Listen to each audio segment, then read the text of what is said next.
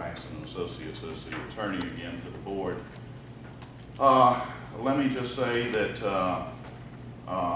I think that there's no need for me to say words in that regard because I believe that our Attorney General, Jeff Landry, has spoken on the topic with considerable authority and considerable weight in saying, to which I concur clearly, that Mr. Bankston should not be the attorney for any board or commission. And I'll come back to that in just a second, but I'm sure that most of you probably saw the most recent episode involving Mr. Bankston.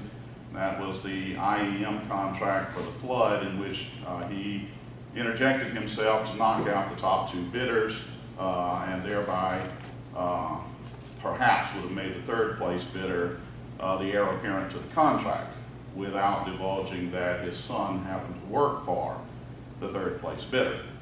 As a result, the U.S. House of Representatives Congressional Oversight Committee resulted in Representative Mark Meadows from North Carolina pretty well berating Governor Edwards over that episode.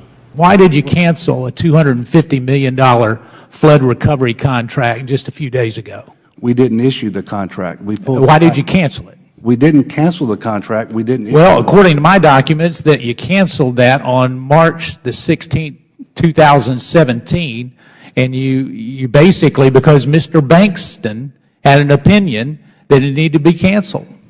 Well, there was no contract issued. We pulled back the RFP. We reissued. We started the process.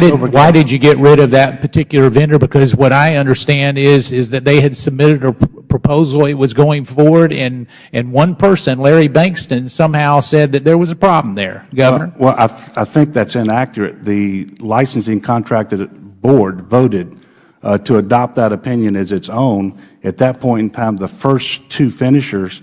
Does Mr. Bankston's son work for a competing contractor in that? You know, I've heard that. I'm not certain. Want more information on exactly why this RFP was rescinded, and if there was a conflict of interest, because some of our information would indicate that there might have been. And I'm not asking you, I'm asking you to get back to this committee to help illuminate that particular idea, because if there's a conflict of interest because of bidding improprieties, that's a major concern to this oversight committee. Wouldn't you agree it should be? Well, it should be if that happened. The RFP was. So you're saying it didn't happen? I said if that happened. I didn't say whether it did one way or the other. All right, but you'll find out and get back to this committee? Sure, we will find out. Okay, thank you. Let me go on a little bit. Which I think was, as has been stated by the attorneys for IEM, a black eye for the state of Louisiana. IEM ultimately wound up getting the contract anyway, but I do think it was an embarrassing episode, and it was, I would concur with the attorney for IEM who said that it was a black eye. I have maintained for a long time that if you want to enhance the perception that you're protecting the consumers, Mr. Bankston simply is not the route to go. I mean, that's just my assessment. I will say this, that video that I referenced with regard to Mark Meadows, losing Mr. Bankston would be an unfortunate situation in some regards because he's been the best thing I've ever had for ratings. That video got almost 2,000 views within the first week, way more than any video that I've ever put up. So to some extent, and I did get, a lot of them were engineers from other firms, understandably, but I did get 119 additions to be added to the email distribution list from off that video. Like I said, it was viewed close to 2,000 times. Having gone back to what I first said with regard to Mr. Bankston, Jeff Landry has been very emphatic. There are numerous articles I could give you on this. There was recently, as I'm sure everyone is aware, litigation between Jeff Landry and Governor Edwards. Judge Hernandez ruled that it is the Attorney General who has the final say on these legal contracts.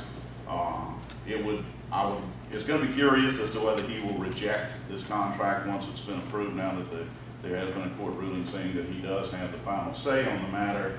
Having said all of that, I realize that every member of this board is an appointee of the governor, not the Attorney General.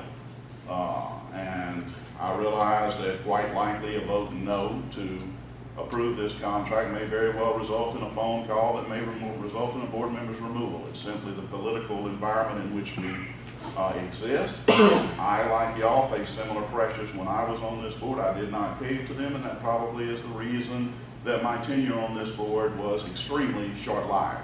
If I could roll back the clock, I would do nothing any differently. That's my take on it. I think very obviously where I'm sitting on that board, I think it's very obvious where my vote would go. It will not be unprecedented because when Mr. Bankston was first approved to be the attorney of this board, Mr. Lamar Little, who held the position that Mr. Henderson presently holds, was emphatic that he could not go with this, and he voted no. Having said that, I think that pretty adequately expresses my sentiments.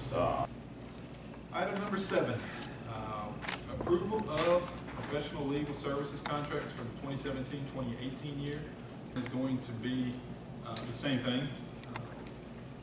Mr. Bankston and Associates, not to exceed $30,000. Move to deny the Bankston Associates. Do I have a second? Second. All those in favor? Any opposition? Any further discussion? Motion passes.